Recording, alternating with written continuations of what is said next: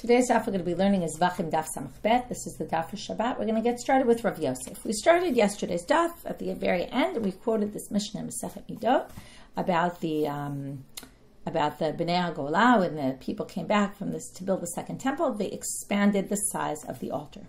So the big question becomes, what exactly happened here? Why did they do this? So we had a possible explanation yesterday. I say possible because Rav Yosef was the one who said it, and he's going to change his mind in today's daf. So he said it's because there was not enough room. And they said, but why? So weren't there more people in the first temple period? To which he said, well, the fire wasn't from God, so they needed more space. Things didn't get eaten as quickly. So now comes Rav Yosef and says, again, Rav Yosef changes his mind at the beginning of today's daf. Lav hainu ditanya. So Amar Rav Yosef. Rav Yosef says, is it not because of this following braita? Vayachinu hamizbeach al mechonotav. So this is a pasuk in Ezra, the second temple period. And they prepared the mizbeach according, exactly how to translate this word is a good question. What it means, mechonitav. So the Gemara says, the braita says, how do we darshan this? Shigiu lisof midotav. What it means is, they figured out, okay, Rashi says, who's they? The Anshe Knesset HaGedolah. Okay, the Great Assembly, they figured out how big they were allowed to make the altar, as if like Shlomo couldn't figure out how big it could be, and therefore he was a little bit more cautious about how big to make it. But they figured it out, what they needed to do. To which the Gemara asked, that can't possibly be. V'aktiv, doesn't it say, Kol b'ktav miyad Hashem alai yiskil? The thing is written, he had the exact blueprints. Okay, this was when they built the first temple. In Chronicles, it says, he had the exact blueprint about how to print it. How to build it. So we knew exactly the right measurements. So Elam Rav Yosef, now this is within Rav Yosef's second answer, he modifies it. So the Anshe Knesset HaGedolah, the Great Assembly, the people of the Great Assembly, they took a pasuk and they darshaned it, and they realized the following. So they took this pasuk, Vayomer David says, Ze Beit Hashem, also a pasuk from Chronicles, Zeu Beit Hashem, this is the house of God, Elohim, God, our God. And this is the altar for the Olah for the Jews. So what did they darshan? Well, notice in this pasuk, there's two things that are comparable to each other. There's the house and there's the altar. Ki bayit, so we can build the altar like the house. Ma bayit shishima ma, just like the house, the temple, was 60 cubits in the time of Shlomo. Af mizbeach shishima ma, you can build the mizbeach up to 60 cubits. Now, they built it less than 60 cubits. They built it 32, but they realized they had more space to build it bigger, so they built it bigger. They expanded it. So now the Gemara says, Bishlam abayit min karatzurato. Now, we understand when they got back to the second temple. Try to imagine. So you get back to the second temple and you want to rebuild it. But you need to know remember, all the areas, what's north, what's the Azara, where are the boundaries, things have to be within the Azara. How are they going to know that? Well, the house, min karatzurato, they could figure out the outline of where it was. Okay, they could see maybe there were some walls remaining, but mizbeach menayade, but how did they know where the altar was supposed to go? So for this, we're going to have a bunch of different opinions, which is just interesting in and of itself. You can spend some time thinking about these and what the differences are between them. Amar Rabbi Elazar, ra'u mizbeach banoi u'michael asar gadol u'meira makriv alav. They saw a vision.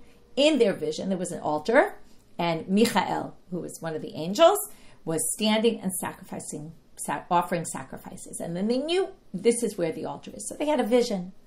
Rabbi Yitzchak nafcha amal, efrosh Yitzchak ra'u shemunach bo tomakom. They didn't see anyone doing any action right now. It wasn't like that kind of vision. But what did they find? Okay, again, hard to believe. It's obviously something miraculous.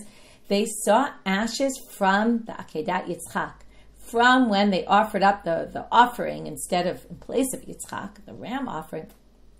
They found the ashes from it, and they knew this is the spot. Rabbi Shmuel bar Nachmani, our third opinion, there was a smell of incense everywhere from when the temple had been. Misham herichu reach evarim, but there was one area where the smell was different, and they could smell like the meat burning. So they smelled the limbs, and it was a different kind of smell. And that, obviously, all of these are saying, the second two anyway, that there was some remnant left. There was some sign of what there was, either the ashes from way, way, way back, we're talking way before the first temple even existed, or perhaps from the first temple, right, there was still a smell lingering in the air, and that's how they knew. Amar Rabba Bar Bar Chana Amar Rabbi Yochanan. So within this vein, we're now going to go off on a different statement that was made in the name of Rabbi Yochanan. So there were 3 prophets that went back with them from the exile. These are the last 3 prophets that were Haggai, Malachi, and Zechariah. Now, each one had his role. Okay, it's kind of like in Parshat Vayera with Abraham and the 3 angels that come to him, and each one has a message. So Echad she'id lahem al hamizbeach. One came and said, "This is the size of the altar." Okay, that's how they knew how big they could build the altar. Echad she'id lahem al makom hamizbeach. One said, "This is where the altar is," right, relating to the 2 sugyot we discussed so far. And Echad she'id lahem shemakrivim af al pi she'ein bayit. And this relates to a sugyot we saw a few dapim ago, which is one said, "This is where." One said you can sacrifice even before you build the house. Okay, before the temple is there. This area is sanctified, you can do sacrifices here. But Matnitatan, in a braita, it says, Rabbi Eliezer ben Yaakov, here's a bit of a different version, very similar, but a little bit different. So 3 prophets came with them. The first one did what we said 2 did in the previous, about the size of the altar and where the altar is supposed to go. The second one said what the third one said in the previous. You can sacrifice even if you don't have the house yet. One doesn't seem to have all to do with the temple, but the Torah is supposed to be written in the Ketav Ashurit. This is the kind of the font, you could call it, the script that the letters are written in. Okay, what are our Sifrei Torah written in? They're actually written in Ketav Ashurit, which could come from Ashur, Assyrian. Okay, it could come, some people say, from Yashal, straight, because it's much easier to read than the Ketav Ivri. The ancient Hebrew script is very hard to read. And this is much more clear, more straight. Some people say Ashurit from happy, because it's much easier to read. So anyway, there's different what exactly this comes from, but it seems like it was probably from the Assyrians, their script, and that's what, or maybe. Okay, these are options, different options what it is, but it's called Ketav Ashurit. And that's what our Torahs are written from. So that's what the 3rd prophet came to tell them. Tanu Rabbanan. Okay, so we're done with, that was just an aside we got to because of the place of the altar and the size of the altar. Now we're going to get to another braita about the altar itself. I'm going to show you some pictures today from some books that I have of the temple, or one book in particular. It's called the Encyclopedia Carta for Beit. It's called Beit HaMikdash B'Yerushalayim. Okay, this is the book. There's all different books, and they're all good for certain things. Some have better pictures in certain areas, better pictures in other things.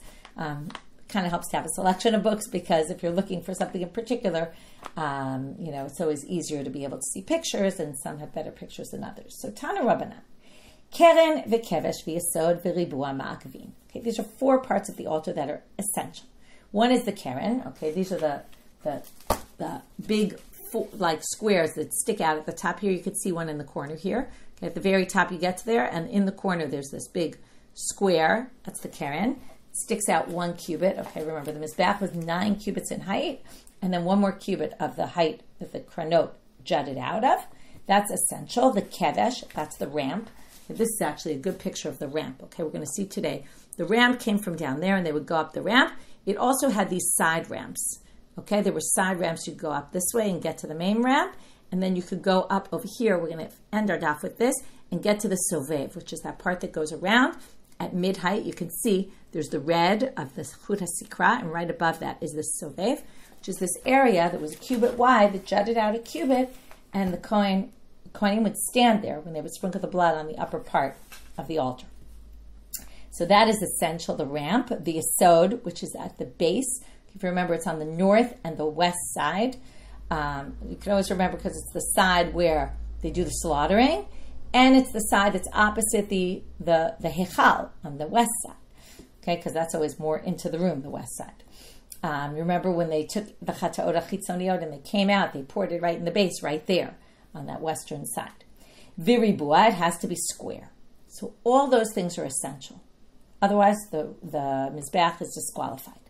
Midat or kol, midat rochbo, midat komato, emakvim. But how long, how wide, all that is not essential. Minani bile, where do we get this from? Amar Rav Huna, Amar Kra, HaMizbeach. Kol makom shneimar HaMizbeach lakev. All these words appear next to the word HaMizbeach. the altar, like Chanot HaMizbeach, the corners of the altar. El Yesod HaMizbeach. By the Kevesh, it says El Pnei HaMizbeach. And by the Ribua, it says Ravua Yiyah HaMizbeach. It should be square. So the word HaMizbeach, the altar, appears next to all of these. That means it's essential. To which the Gemara said, Elameata. Well, from there, I'll tell you kind of the end first. There's this word karkov, which is talked about in the psukim, and there's a debate about what the karkov is, and also is listed with the word hamizbeach. So you're going to say, according to this, that what Rebbe holds and what Rabbi Yosef, Rabbi Yehuda holds about what this karkov is, you're going to say that's essential. And they kind of think, no, it's really not. Elameata kiyor leRebbe. Kiyor is not the kiyol with an O. It's kiyor with an U. Kiyor with an O is the basin where the water was. But this is kiyor, these etchings into the side of the altar. They had pictures on the altar. I did find a picture where there was some sketchings on the side of an altar. It's not here, but I saw a picture. It wasn't the greatest picture. That's why I'm not showing it to you, but that there were engraved etchings on the side of the altar for decoration. So what? That, according to Rebbe, which he calls the karkov, that's going to be ma'akev. And the sovev, according to Rabbi Yosef, Rabbi Yehuda is ma'akev. That sovev part I was just talking about, that's essential. Hachinami de ma'akev, you think they're going to be, those are essential. Dichtiv, why would you think that? Because it says, v'natata ota tacha karkov hamizbech milamat. And they would put that, this was something else, they would put this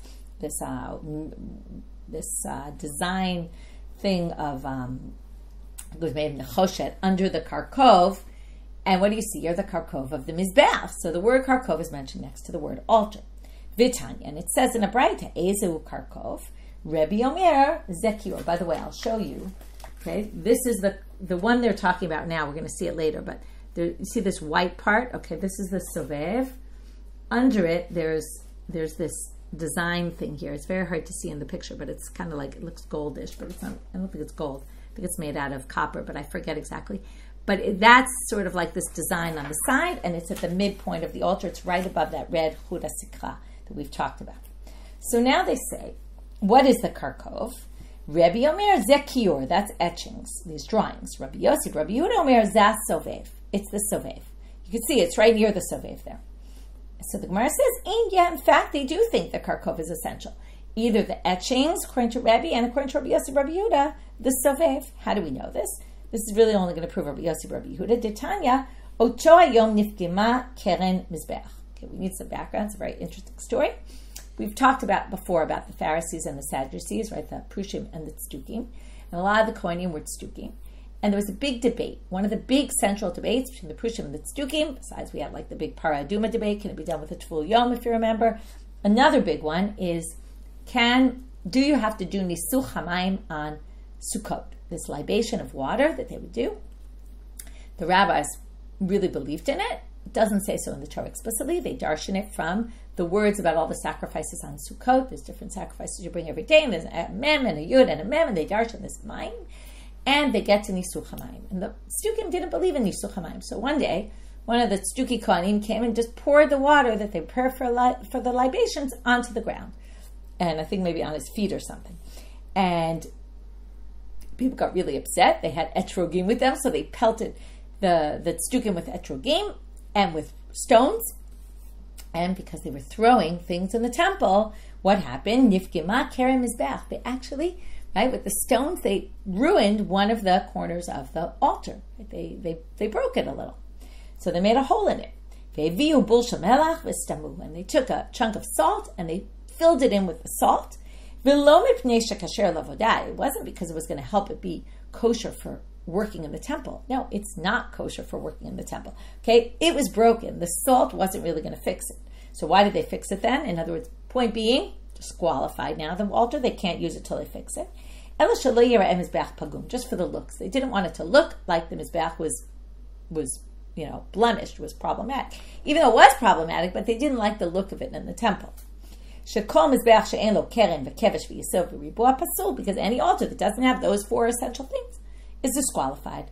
Comes in that braita, and this is why we brought it. Rabbi Yosef, Rabbi Yehuda, Omer, Afa Sovev. He said also the Sovev, which is what he called the Karkov, and there you have it.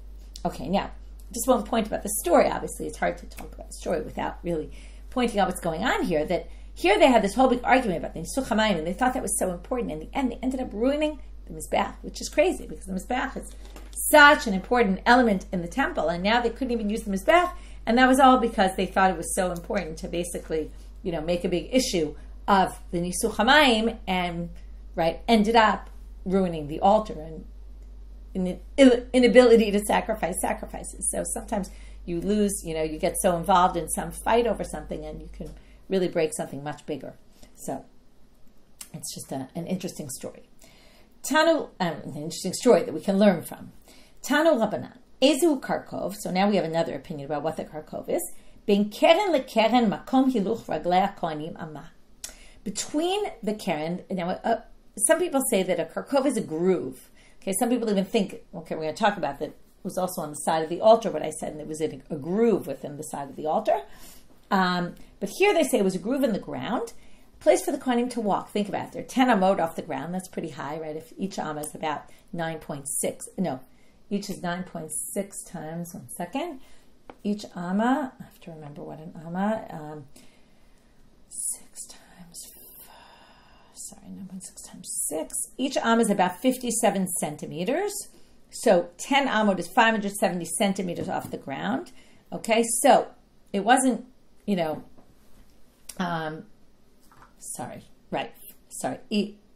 amot be 500, 570. So centimeters, I hope I'm right with my numbers. Now I'm all confused. But anyway, let's just assume, be 570 centimeters off the ground. So that's pretty tall. So they were worried that the kohanim would fall off by walking around. Also, if they're walking around to the corners of the altar, that's dangerous. So they did this groove so that they'd be a little lower down, kind of like to make a fence, so that so that they don't fall down. So that's where the Karkov is. That's a different interpretation. But wait, the kohanim wouldn't walk between keren to keren. Now, what would they do? They walk around the altar. But if you walk around the altar on that outer rim where the kranot are, you're going to, every time get to a keren, you're going to bump into it. It wouldn't be the smartest place to walk. So what do they explain? And I'm going to show you the picture. What it means is that there was an amma around here. If you make a line from corner to corner, right, from all these kranot, these horns, actually they're called horns of the altar, and you made an amma all around. That's not where the kohanim walked. That was an amma. Then if you draw a square inside, the next amma inside, you can see it's all marked off here, and it's actually gold. I don't know if you can see it. It looks kind of brown. That is where there was this groove that the kohanim would walk in. Okay, so they made this groove there so the kohanim could walk better, and that was where they would walk. Okay, so there was an area, an amma in from the amma on the outer rim where the kohanim would walk, and that was called the Karkov. They say v'haktiv tachar karkovo milamata al chetzio, but doesn't it say this? It's actually the michbal. That's what it's called. This part that I showed you, this all gold that looks. I think it's nechoshet. It's made of maaser reshet nechoshet. It's made of copper, like a netting kind of copper. That's this picture over here. Okay, this copper part. So the Karkov is right above that. So how could you say it's the place where the kohanim will walk if it's above the michbal on the outside of the altar, at about 6 amot high? So they say Rav Nachman bar Yitzchak Trehavu. There were 2 Karkovim. Chad Lenoy, one for decorations on the outside of the altar, v'chad l'kohanim delonish tarku, and one for the kohanim so they wouldn't fall off. So that was all about the Karkov, and according to Rabbi Yosef, right, according to what we said, what defines something as ma'akev, obviously the Karkov is ma'akev, and it seems to be, right, either these etchings, or according to Rabbi Yosef, Rabbi Yehuda, the sovev. Then we saw there was this other opinion that maybe it was that etched in, right, the ridge in the ground, or there was also this Karkov that was outside the altar, but those don't seem to contradict. It seems to be there were 2 of them. Now we get to this line, midat or kol midat ruchbo, midat komato em akvin, right? Whatever size it is, it's not essential. Amar Rabbi Meri, many. Ubilvan shalev chetenu mimizbeach shasa Moshe. As long as you don't do it any smaller than the altar that Moshe had.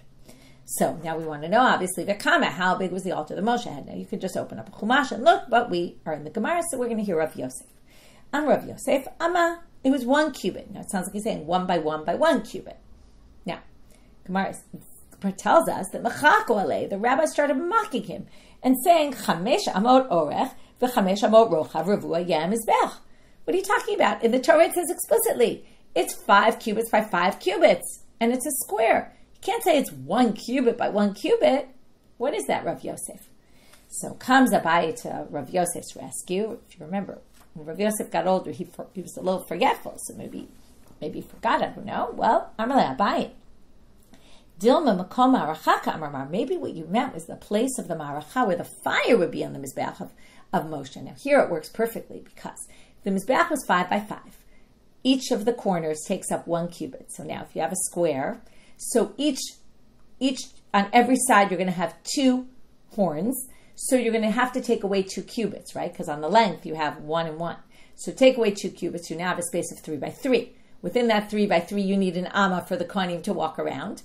So that's 1 amma on each side. That takes away another 2, and you're left with 1 by 1. That's a perfect square of what Rav Yosef must have been talking about, to which Rav Yosef says, Amar le mar gava rabahu. Wow, you're a really smart person. Yada mai kamina. You understood me. You're the only one who understood me. Kare alayo, and I'm going to call the rest of those students who were mocking me b'nei Keturah. They're like the sons of Avram that he had with Keturah. One of his pilakshim, pilakshot, and, one of his extra wives. And, you're outsiders, basically. Okay. Now, because we're already bringing up this insult of calling people b'nei Keturah, now we're going to say b'nei Achtei to Rabbi Tarfon. There was another story of the sons, the nephews of Rabbi Tarfon, Haviyat v'kamei to Rabbi Tarfon. They were sitting in front of Rabbi Tarfon, and he wasn't so pleased with them, okay? And he was trying to get them to talk. They weren't talking. They weren't saying anything. So he wanted to get them to talk. So what did he do? Patach v'amal v'Yosef Avraham v'yikach isha. Actually, I don't think she was a pilegesh, I should say. I don't think she was a concubine. I think she was actually really a wife. So sorry that I said she was a concubine. V'Yosef Avraham v'yikach isha. He took another wife. This is much later.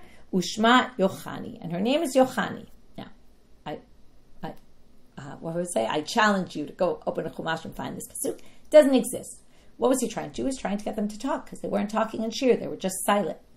So he says her name is Yochani, which totally wasn't. They said to him, Keturah K'tiv. What do you mean? Her name is Keturah. It wasn't Yochani. Kari alehem b'nei Keturah. So he said, you guys are the sons of Keturah. Okay? Again, an insult to people saying, you don't really belong here, or you're not really such good students. Amar Abaye bar Huna, Amar Rav Chama bar Guria. Gezirin shasa Moshe. So first we talked about how big the altar was at Moshe's time, because we need to know, because our altar has to be bigger. Now, what about these gezirin? What are the gezirin? Well, there was one of the avodot in the Mikdash was to set up 2 pieces of wood, this says so in the Torah, for the Korban Tamid, once in the morning and another 2 in the afternoon. And it was one of the avodot of the Kohanim. So these gezirin shasam Moshe, how big were they in the time of Moshe? Remember, his whole fire, right, the place where the fire would go, was 1 by 1 cubit. It was much bigger in the time of the temple, right? You can see it in this picture. It was actually probably better pictures of it. But anyway, okay, we'll look for another time. But it says the gezirin were orkanama v'rochbanama. They were 1 by 1 cubit, v'ovyan kemachak godesh se'ah. And their thickness was like an implement that would be used to flatten out of flour. Okay, that's like usually a flat thing that's used to flatten out things. It's not very thick. So they were 1 by 1 length and width, and very, thin. Rabbi Yirmiyah ba'amagduma. So Rabbi Yirmiyah says they were actually like a little less than a cubit, because you didn't want it to jut out and get in the way of the kohanim. Remember, the altar was pretty small, and there was the amma that the kohanim walked around, and which was 1 amma all around that. 1 small amma, you didn't want them jutting out at all, so it was a little less. Rav Yosef. So Rav Yosef says, "V'lav hainu detanya." Now, it's unclear here whether he's actually bringing a support for Rabbi Yirmiyah. Doesn't it say here in a braita to support you, or it doesn't say here in a braita against you? Okay, there's a few different interpretations here. Also, there's different interpretations of what Rabbi Yirmiyah really means when he says geduma, and there's different girsaot also what word. But let's just go with Rabbi Yirmiyah says that they were smaller, and then Rav Yosef says, but doesn't it say in a braita ala yitzim asher ala esh asher ala mizbeach? Right, on the wood that's on the fire that's on the altar, that's the wood we're talking about. Shelo yu eitzim yotzim min hamizbeach klum. The fact that it says the wood is on the fire on the altar, they can't jut out at all, which might mean, though, that they could be exactly 1 by 1, not smaller like you said, or maybe the opposite. They can't jut out, so yeah, they were smaller. You're right, Rabbi Yirmiyah. Tnanatam, another Mishna from Midot. So we had this big ramp. It was on the south side of the altar. Orech 32 al rochav 16. It was 16 amot wide. By the way, it's really big. That's like the size of the Reshut HaRabim is 16 cubits wide. Okay, that's pretty big. And the length is double that, 32. It's a very big altar. Menahanimile, how do we get that the kevesh was on the south side? Amar Rav Huna, Amar Kra, the pasuk says, V'shachat oto al yerach hamizbeach tzafona. The shechita is on the northern side. And what do you see here? The yerach hamizbeach, the foot of the altar, is on the north side. So that would mean that the head of it, which is the ramp, shehei yerach b'tzafon, upanav b'darom, that the face of it must be, meaning where you're going up the ramp, must be on the south side. So they say, Ema yarech b'tzafon upanav b'tzafon. Maybe the yarech, right, the leg of it, the back of it is in the north, and also the ramp is in the north. So Amarava, Rame Gavra Ape. No, it's like a person. If a person lies down, what happens? Their face is on one side, their legs are on the other side, like the altar. The yerech, or like the legs, are on the back side, and the other part is on the front side. The ramp is the face of it. So Amarle Abaye, here we have a discussion between Rav and Abaye. Often we have a debate between them. They're not always talking. Here we have them conversing. Adraba, Taritz Votiv Gavra. You could say, maybe straighten up the person and have them sitting. And then their face and their legs are facing the same way. Maybe that's the altar. The end of the altar and the ramp are on the same side, on the north. Not to mention that would be a little complicated because we do all the slaughtering on the north for the Kodesh Kodeshim. I don't know how you'd have room also for this big long ramp and also to have slaughter all these sacrifices. But Abaye seems to suggest maybe it's that way. Amalei Ravua Ktiv. Rava says it says Ravua, and Ravua in Aramaic is also Ravutz, which is to crouch. So crouching sounds like they're lying. V'hai mebaile demirba Rabueh. But don't you need Ravua to say it's square and not to say it's crouching? Miktiv miruba, right? This is the back and forth between Rav and Abaye. So Rava says it doesn't say miruba, square, it says Ravua. Ravua teaches you Ravutz. Filitamech miktiv Ravutz. He says it doesn't say Ravutz, it says Ravua, Abaye says. Amalei, Ravua ktiv, demashmachi umashmachi. He says yes, it says Ravua. And Ravua could be Ravutz, and it could be also Ribua. It means both. The fact that it chooses that way to say it says you can learn both, and that's where Rava gets that it's a person crouching, like lying down, and the altar basically has the end of it on the north and the entrance to it on the south. V'tana ma'itela mehacha. Different Tana brings it from a different source. The Tanya Rabbi Yehuda Omer, Uma aloteyu penot kadim. And it's the steps going up turns east. What do we learn from this? Kol pinot she'ata poneh lo yu ela derech yamin lamizrach. Every step you take and everywhere you turn on the altar, it's always toward the right. Now, this is a little bit strange because we're going to say it like this. You go up from the south, you walk up the ramp, and then you turn right. Now, right is toward the east. So that makes sense. But as soon as you finish turning right, now you want to go to the other corners, you're going to go left. So what it really means is you start yamin, and then you go counterclockwise. That's really what it's saying. It's saying counterclockwise, right? We say clockwise, counterclockwise. What this means, when you're on the altar, you're always going counterclockwise. So they learn it from this word, the pnot kadim, you're facing the east. So if you're facing the east, well, that means when you're walking up the south, you're going to turn east, and you're going to turn right, and you're going to turn east. So because that's yamin lamizrach. So they say ve'ema small lamizrach. Who says you have to turn right to the east? Maybe you turn left to the east, and then the ramp would be on the north side, and then you go up, and if you want to get to east, you turn left. So they say lo sakadatach. Doesn't make sense to say that because Tana Rami Bar Yechezkel says yam sha'asa Shlomo. We're now going to learn it from the basin. Now the base of the basin, they describe it in the time of Shlomo like this: Omed al shnei masar bakal. They were standing on the base of it. You can find pictures of this also. The base of the basin had these animals. Okay, it was like these depictions of animals like facing. Okay, we're going to see them. Sorry, I didn't get to the pages of all these things. Okay, but anyway, there's pictures, and you can find them online also if you look up. Well, most of these things are online in different places. You can look up under images and try to put these words in, especially if you use them in Hebrew. More likely you'll find, but maybe even in English, although it'll be hard. You won't be able to look for basin. So, Omer al shnei masar bakar, shlosha ponim tzafona, so there were 12 cattle there. 3 were turning north, shlosha ponim yama, 3 were turning west, Shlosha ponim negba, 3 were turning south, and shlosha ponim mizracha. Now, if you go from north to west to east to south to east, you're going counterclockwise. So that's how they show. Here's the order. So they say, what do you learn from here? Kol pinot shata poneh lo yu ela derech yamin lemizrach. It's always going east to the right to the east, which again means counterclockwise.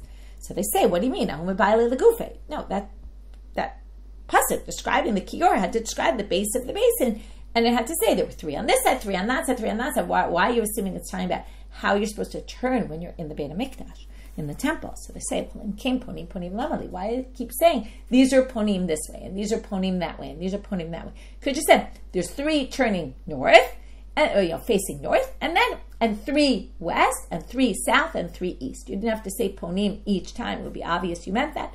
Why does it keep saying ponim, which means they're facing? But it also means when you turn, right? That's what we just said.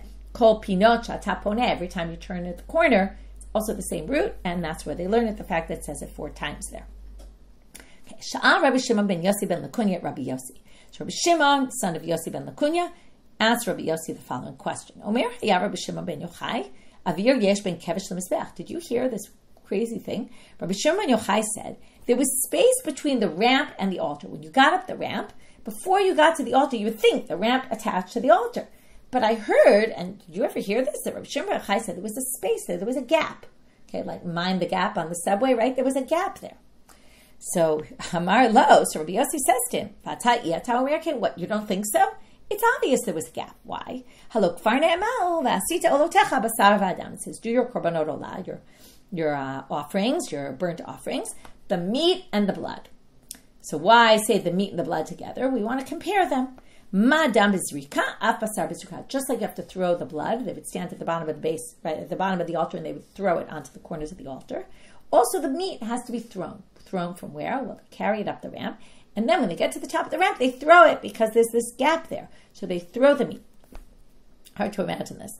Anyway, Amar lo. So Rabbi Shimon ben Yossi ben Lakunya says to him, Shani omel, b'tzar machar v'zorek. What do you mean? You could be standing on the top of the altar next to where the fire is, and you can throw it. And maybe it means when you're there, you throw it in, just like when the blood goes on the altar. Here it goes on the fire on the altar. Maybe that's what it means. So Amar lo, Rabbi Yosef says, you don't need a puzzle to tell me that. That's just obvious you're going to throw it onto the fire. Why? Well, kashu zorek, when he throws it onto the maracha, where the wood is, l'maracha delukau zorek, does he throw it on a fire that's going? Or or is he throwing it on an unlit fire, just a pile of wood? Obviously, you're obviously throwing on a pile of wood full of fire going there. So, the reason why you throw it there is because there's no other way to do it. You're not going to place it down when there's a big blazing fire going on.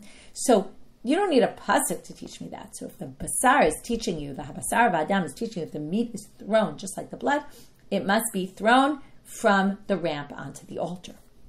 Rav Papa gives a different way to understand that drasha, and also getting to the same idea. Kidam, it has to be like the blood. Now, madam, avir karka mafsiko. When you're throwing it from the bottom, you throw it onto the altar, there's airspace in between you, that basically there's ground in between you and the altar. So you throw it and the blood goes kind of through the air, and under it is just ground. So af basal, same thing with the basal. Avir karka mafsiko. When you throw it, there's ground underneath you. Now, we're going to see in a minute, it's not exactly true there's ground underneath you, but there is a gap, and it's not right straight going onto the altar. There's a gap there where there's some airspace below. We're going to see there's actually something that fills in that space a little bit lower down, but there is still some airspace, just you're not going to actually get to the ground. And that's because of this next line. Amar Rav Yehuda, Shnei kfashim ktanim yotzim min hakevesh. There's 2 smaller ramps coming out of the altar. So we're going to see them right now. Okay, I'll show you 2 pictures so you can see it well. So here's a side ramp. You see that white going there? There's the big ramp, and here's a side ramp, and it goes up to the sovev.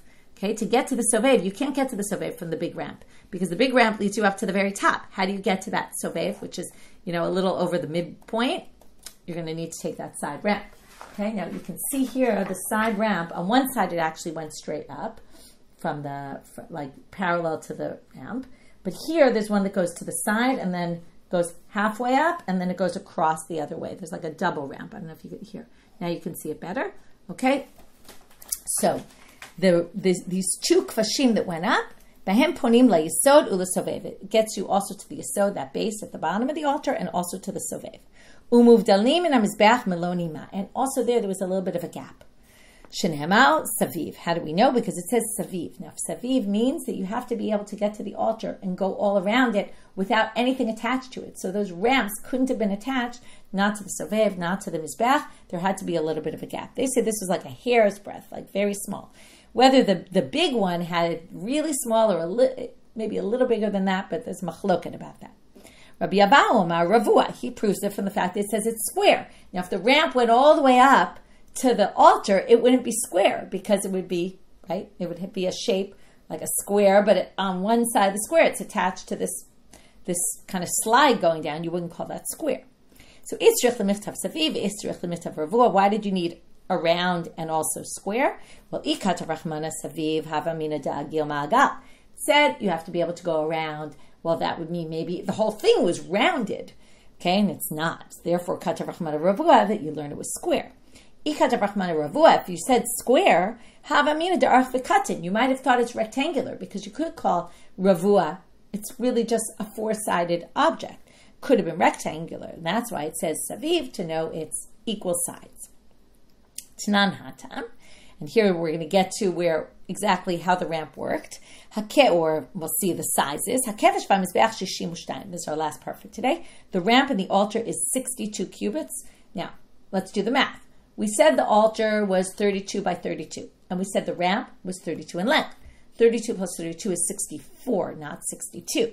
So they say, that should be 64, not 62. Well, nimtza porech amal yesov va'amal asavev. And this goes back to what we saw yesterday with all the sizes. So the sovev jutted out one amah, and the yesod jutted out also another amah. Now, when the ramp went up 32, two of those cubits of the altar, it overlapped over. In other words, it goes up to the altar, but the altar on the side where underneath it is the sovev one amah, and underneath it is the yesod. And actually, the yesod isn't really under there, but the yesod is on the other side. But theoretically, what we're saying is it was distanced 2 cubits really from the altar, because the sovev, if you count the 2 cubits of the altar, which are those extra ones, the sovev and the yesod, are basically underneath the ramp. And that's how we lose 2 cubits of space and we get to only 62. Okay, that's it for today. So let's just review. We started with why was the altar bigger in the second temple, and we had the second explanation of Rav Yosef about they finally understood what measurement they could make it, and they did this drasha. In the end, we explained about the bayit. It could be like the bayit, which could be up to 60 cubits, even though they didn't build it that big. Then we had all these things. How'd they know where the altar was supposed to go? How'd they know the size? And the prophets must have helped them in some way. Or we had these other explanations of things that they found there that were kind of miraculous. That smells, aromas were still there. They saw an image of an angel giving sacrifices, or they saw the ashes from the Akedah. Okay, then we had the parts of the altar that are essential. We had the 4, the keren, the kevesh, the yesod, the ribua. Then we added the karkov, because that was also mentioned near the word hamizbech. We saw different explanations of what the karkov is. Then we talked about the measurements aren't critical, but it has to be bigger than Moshe. How big was Moshe's? 5 by 5. We talked about how we got to the different sizes there. We had the insults of the Bnei Keturah. That was part of the people who made fun of Rav Yosef for saying it was 1 amah when he really meant the part where the fire was going, not the whole altar. And then we talked about the gzirin of Moshe, that were those two wooden pieces to burn the tamid each day, right, twice a day. They were 1 by 1, maybe 1 by 1, a little less than 1 by 1. We had a debate about that. Then we got to the fact that where you turn when you go, right, you always go to the right, which we mean counterclockwise. And then we had the last thing about the space between the kevesh and the altar, and the different ramps that there were, the side smaller ramps, and what the purpose of them was, how we know that there was also a space, a little bit of a gap between there, and all the gaps that we discussed at the end of the daf. With that, wishing everyone a Shabbat Shalom and Shavua Tov.